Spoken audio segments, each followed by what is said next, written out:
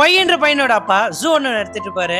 அந்த ஜூல Richard Parker அப்படின்ற ஒரு புலி இருக்கு. அந்த புலியை இந்த பையனோட அப்பா இவனுக்கு காட்டவே மாட்டாரு. அதனால அவங்க அப்பாவுக்கு தெரியாம தனியா போய் பார்க்கலாம் அப்படின்னு சொல்லிட்டு போறான். கூண்டுக்குள்ள அந்த புலி பக்குவமா நடந்து வந்துட்டே இருக்கு. இவனை அட்டாக் பண்ணலாம்னு சொல்லிட்டு கரெக்டா அந்த டைம் பார்த்து அவங்க அப்பா வந்து அவனை காப்பாத்திடுறாரு. இந்த புலியோட சுயரூபம் அந்த பையனுக்கு தெரியணும் அப்படின்றதுனால அந்த இடத்துல ஒரு ஆட்டை கட்டி போட சொல்றாங்க.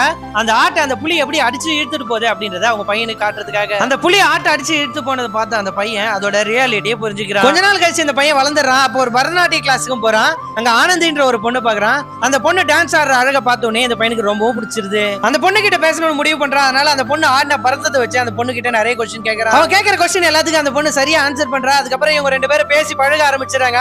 அதுக்கப்புறம் அவங்க நட்பா மாறி அவங்களுக்குள்ள லவ்வும் வந்துருது. இவனோட லைஃப் இப்படியே சூப்பரா போயிட்டு இருக்கு. திடீர்னு அவங்க அப்பா ஒரு நாள் நம்ம ஊர்ல வருமானம் கிடையாது, இதே வெளிநாட்டுல வச்சா நல்ல வருமானம் பார்க்கலாம் அப்படின்னு சொல்லிட்டு ஐடியா பண்றாரு. இதை தெரிஞ்சுக்கிற நம்ம ஹீரோ அந்த பொண்ணு பிரியறதுக்காக ரொம்ப கஷ்டப்படுறான். அந்த பொண்ணு கிட்ட போய் யதார்த்தத்தை எடுத்து சொல்லி அந்த பொண்ணு கிட்ட இருந்து பிரிஞ்சு வந்துடுறான். இப்ப அந்த எல்லா விலங்குகளையும் எடுத்துட்டு ஷிப்ல போயிட்டு இருக்காங்க.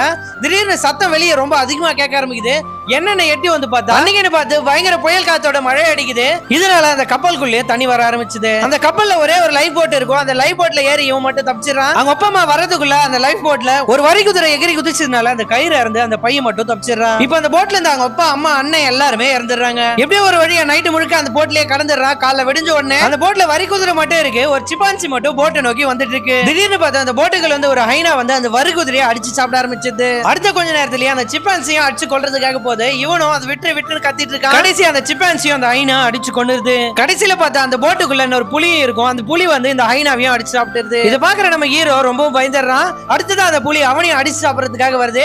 அதுல இருந்து ஒரு மேட்டு மேல விழுந்து அந்த புலி ஏற முடியாத தவிக்குது.